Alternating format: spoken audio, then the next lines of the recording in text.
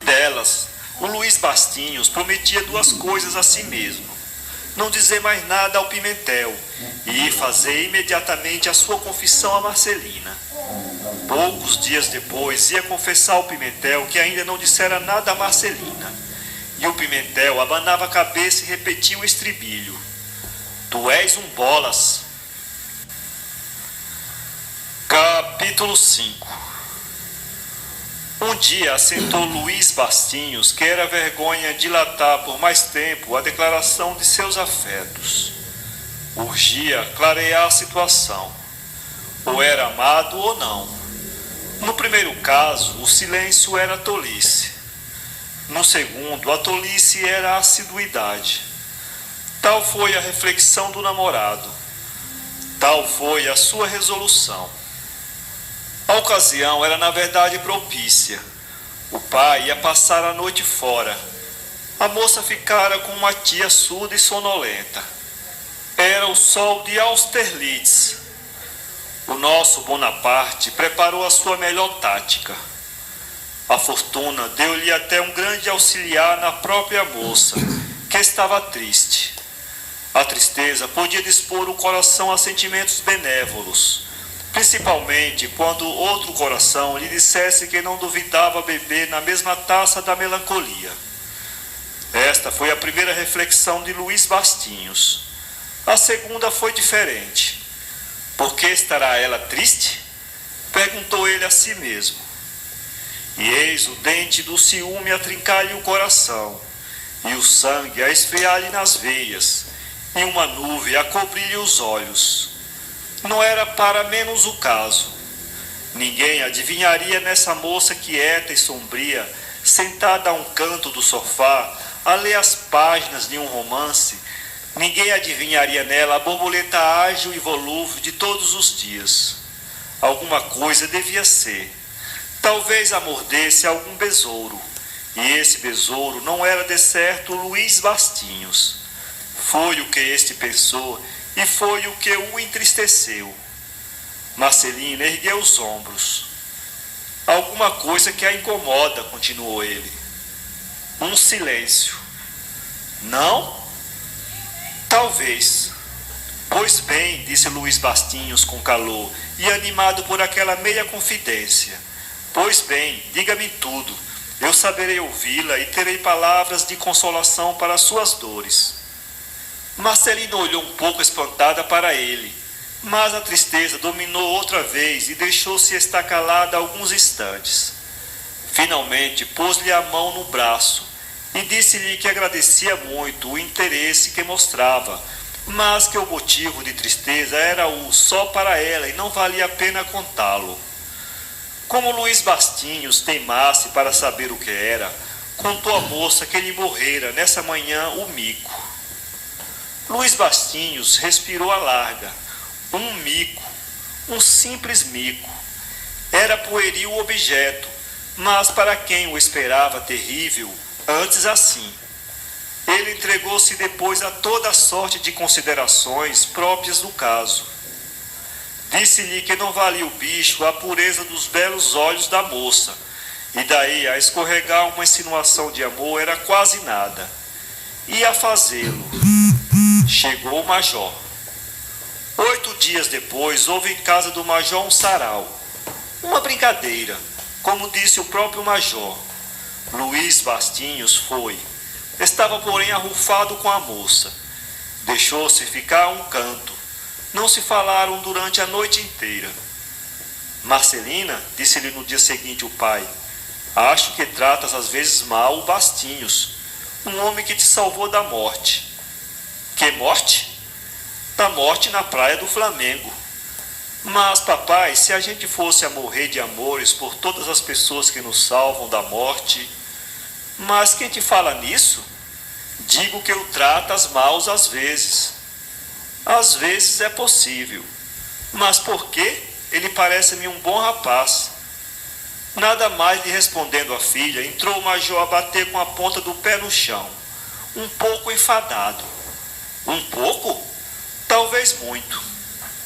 Marcelina destruía-lhe as esperanças, reduzia-lhe a nada o projeto que ele acalentava desde algum tempo, que era casar os dois, casá-los ou uni-los pelos doces laços do Himeneu, que todas foram as suas próprias expressões mentais. E vai a moça e destrói-lhe. O major sentia-se velho, podia morrer, e quisera deixar a filha casada e bem casada. Onde achar melhor marido que o Luís Bastinhos? Uma pérola, dizia ele a si mesmo. E enquanto ele ia forjando e desforjando esses projetos, Marcelina suspirava consigo mesma, e sem saber porquê, mas suspirava. Também esta pensava na conveniência de casar e casar bem, mas nenhum homem lhe abrira deveras o coração. Quem sabe se a fechadura não servia a nenhuma chave? Quem teria a verdadeira chave do coração de Marcelina? Ela chegou a supor que fosse um bacharel da vizinhança, mas esse casou dentro de algum tempo. Depois desconfiara que a chave estivesse em poder de um oficial de marinha. Erro. O oficial não trazia chave consigo. Assim andou de ilusão em ilusão e chegou à mesma tristeza do pai. Era fácil acabar com ela, era casar com um Bastinhos. Mas se o Bastinhos, o circunspecto, o melancólico, o taciturno Bastinhos não tinha chave, equivalia a recebê-lo à parte, sem lhe dar entrada no coração. Capítulo 6. Cerca de mês e meio depois, fazia anos o major, que, animado pelo sarau precedente, quis comemorar com outro aquele dia. Outra brincadeira, mas desta vez rija. Foram os próprios termos em que ele anunciou o caso ao Luís Bastinhos, alguns dias antes. Pode-se dizer e acreditar que a filha do major não teve outro pensamento desde que o pai lhe o comunicou também. Começou por encomendar um rico vestido, elegeu costureira, adotou corte, coligiu adornos, presidiu a toda essa grande obra doméstica. Joias, flores, fitas, leques, rendas, tudo lhe passou pelas mãos, e pela memória e pelos sonhos. Sim, a primeira quadrilha foi dançada em sonhos, com um belo cavalheiro húngaro, vestido à moda nacional, cópia de uma gravura da Ilustração francesa, que ela vira de manhã. Acordada, lastimou sinceramente que não fosse possível ao pai encomendar, de envolta com os perus da ceia, um ou dois cavalheiros húngaros, entre outros motivos porque eram valsadores intermináveis, e depois tão bonitos. Sabem que eu pretendo dançar no dia 20? Disse o major uma noite em casa. Você? Retorquiu-lhe um amigo velho. Eu.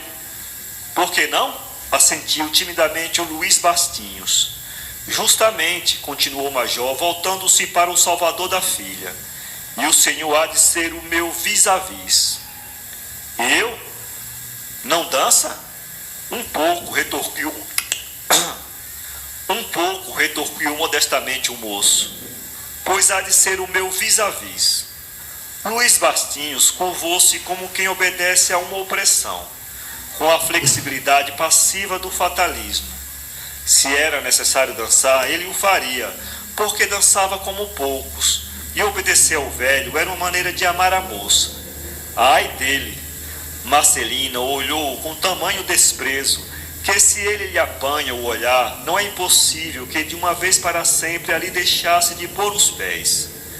Mas não o viu. Continuou a arredá-los, dali bem poucas vezes. Os convites foram profusamente espalhados. O major Caldas fez um inventário de todas as suas relações, antigas e modernas, e não quis que nenhum camarão lhe escapasse pelas malhas. Lançou uma rede fina e instante.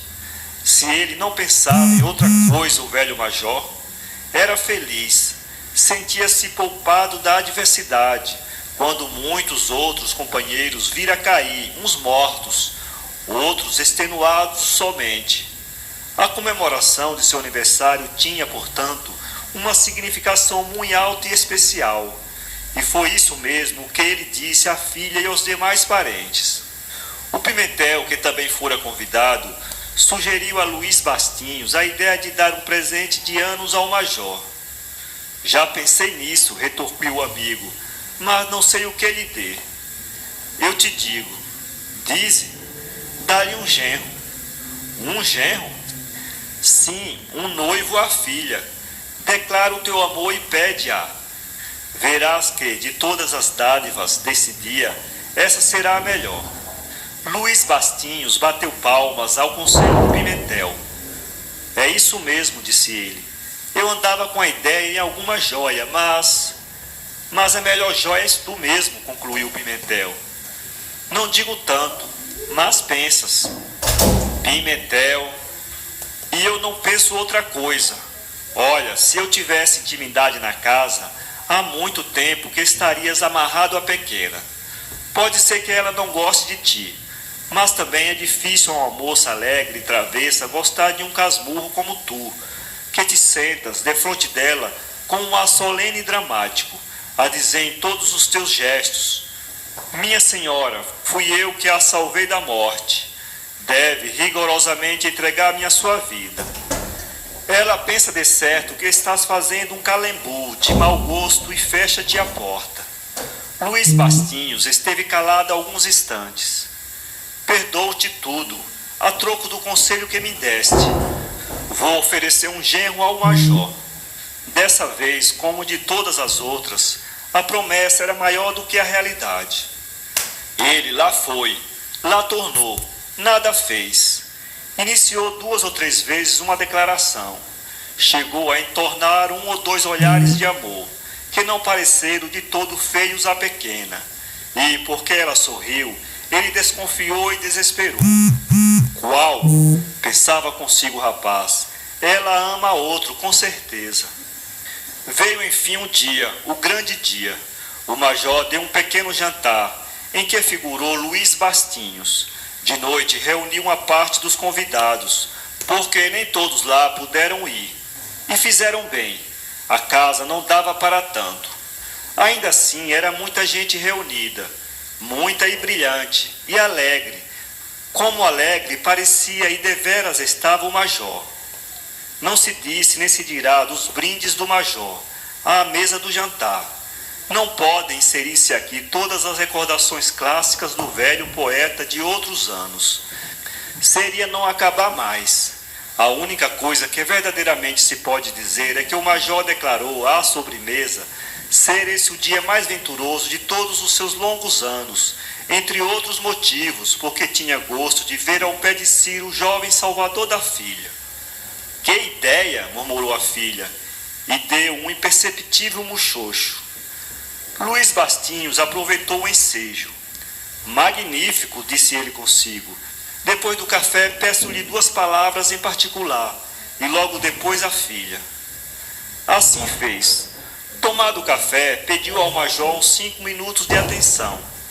Caldas, um pouco vermelho de comoção e de champanhe, declarou-lhe que até lhe daria 5.000 minutos, se tantos fossem precisos.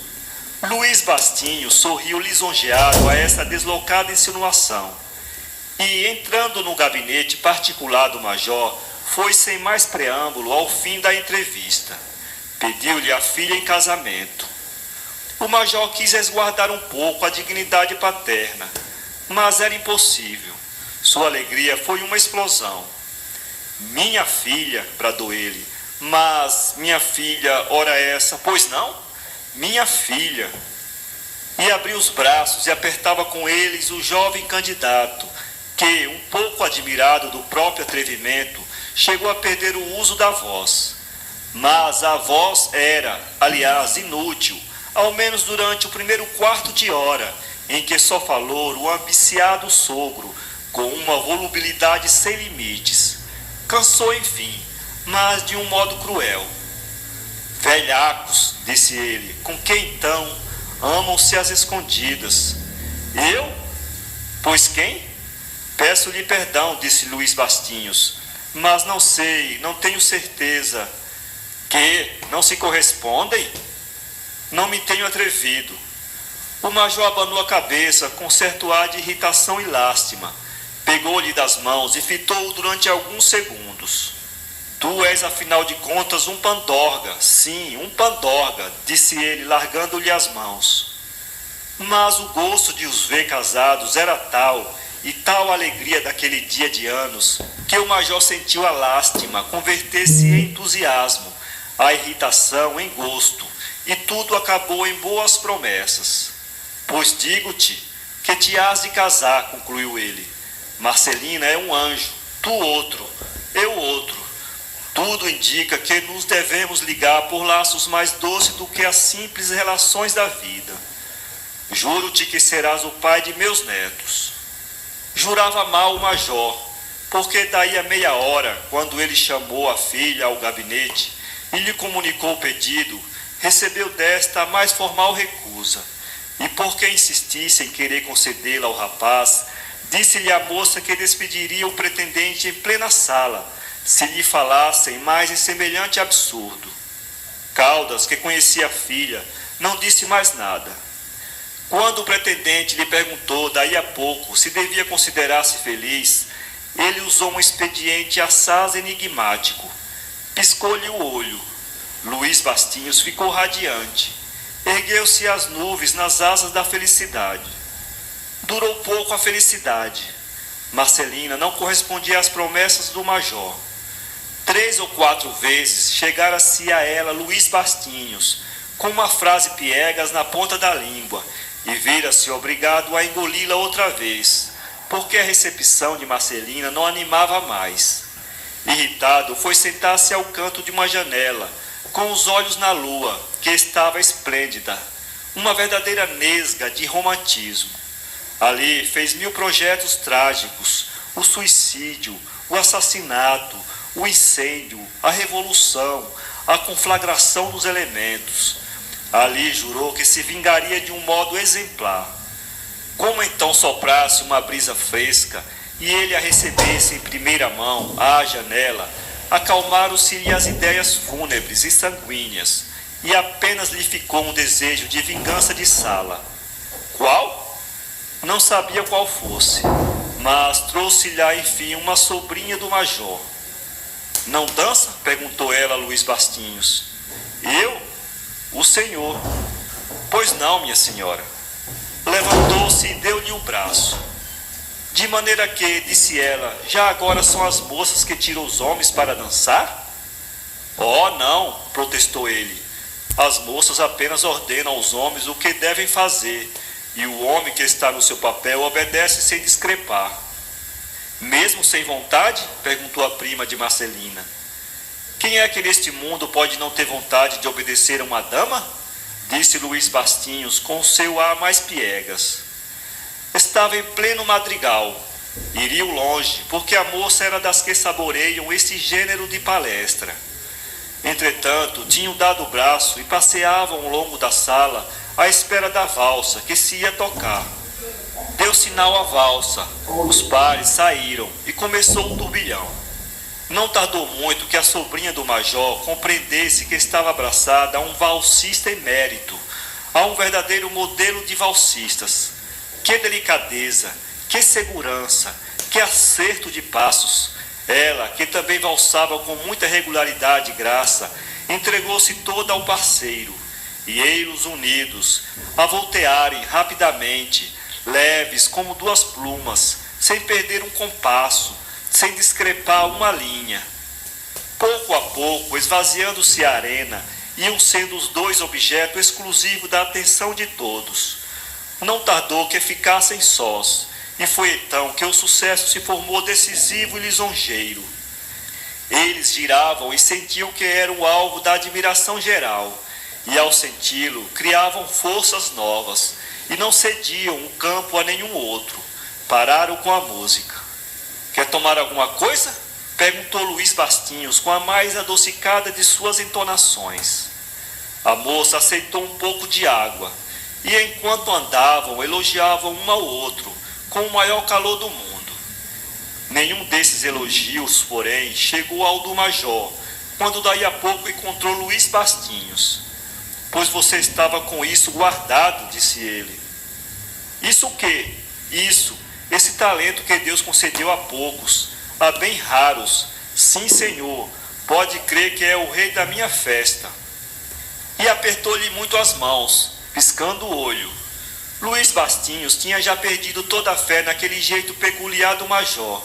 Recebeu-o com frieza. O sucesso, entretanto, fora grande.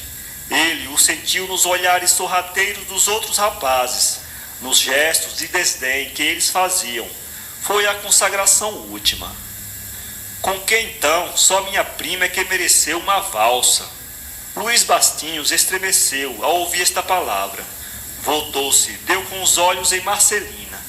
A moça repetiu o dito, batendo-lhe com o leque no braço. Ele murmurou algumas palavras que a história não conservou. Aliás, deviam ser notáveis, porque ele ficou vermelho como uma pitanga. Essa cor ainda se tornou mais viva quando a moça, enfiando-lhe o braço, disse resolutamente: vamos a esta valsa. Tremia o rapaz de comoção. Pareceu-lhe ver nos olhos da moça todas as promessas da bem-aventurança. Entrou a compreender os piscados do major. Então, disse Marcelina, vamos. Ou está cansado? Eu? Que ideia! Não estou cansado. A outra valsa fora um primor. Esta foi classificada entre os milagres. Os amadores confessaram francamente que nunca tinham visto um valsador como Luís Bastinhos. Era o impossível realizado. Seria a pura arte dos arcanjos, se os arcanjos valsassem. Os mais invejosos tiveram de ceder alguma coisa à opinião da sala. O major chegou às raias do delírio. Que me dizem a este rapaz? Bradou ele a uma roda de senhoras. Ele faz tudo. Nada como um peixe e valsa como um peão. Salvou minha filha para valsar com ela. Marcelina não ouviu estas palavras do pai e perdoou-lhes. Estava toda entregue à admiração. Luís Bastinhos era até ali o melhor valsista que encontrara. Ela tinha vaidade e reputação de valsar bem. E achar um parceiro de tal força era a maior fortuna que podia acontecer a uma valsista. Disse-lhe ela mesma, não sei se com a boca, se com os olhos, e ele repetiu-lhe a mesma ideia, e foram ratificar daí a pouco as suas impressões numa segunda valsa. Foi outro e maior sucesso. Parece que Marcelina valsou ainda uma vez com Luís Bastinhos, mas em sonhos, uma valsa interminável, numa planície, ao som de uma orquestra de diabos azuis e invisíveis. Foi assim que ela referiu o sonho no dia seguinte ao pai. Já sei, disse este, esses diabos azuis e invisíveis deviam ser dois. Dois? Um padre e um sacristão. E foi um protesto tão gracioso que o Luís Bastinhos, se o ouvisse e visse, muito provavelmente pediria a repetição. Mas nem viu nem soube dele. De noite, indo lá, recebeu novos louvores. Falaram do baile da véspera. O major confessou que era o melhor baile do ano. E dizendo-lhe a mesma coisa o Luís Bastinhos, declarou o major que o salvador da filha reuniu o bom gosto ao talento coreográfico. Mas por que não dar outra brincadeira um pouco mais familiar? Disse o Luís Bastinhos. O major piscou o olho e adotou a ideia. Marcelina exigiu de Luís Bastinhos que dançasse com ela a primeira valsa. Todas, disse ele. Todas? Juro-lhe que todas. Marcelina abaixou os olhos e lembrou-se dos diabos azuis e invisíveis. Veio a noite da brincadeira e Luís Bastinhos cumpriu a promessa. Valsaram ambos todas as valsas. Era quase um escândalo. A convicção geral é que o casamento estava próximo. Alguns dias depois, o major deu com os dois numa sala, ao pé de uma mesa, a folhearem um livro às mãos, porque as mãos de um e de outros estavam sobre o livro, juntas e apertadas. Parece que também folheavam os olhos, com tanta atenção que não viram o major. O major quis sair, mas preferiu precipitar a situação. Então, que é isso? Estão valsando sem música? Estremeceram os dois e coraram muito, mas o major piscou o olho e saiu. Luiz Bastinhos aproveitou a circunstância para dizer à moça que o casamento era a verdadeira valsa social, ideia que ela aprovou e comunicou ao pai. Sim, disse este, a melhor terpíscore é em Mineu. Celebrou-se o casamento daí a 2 meses. O Pimentel, que serviu de padrinho ao noivo, disse-lhe na igreja que em certos casos era melhor valsar que nadar, e que a verdadeira chave do coração de Marcelina não era a gratidão, mas a coreografia. Luiz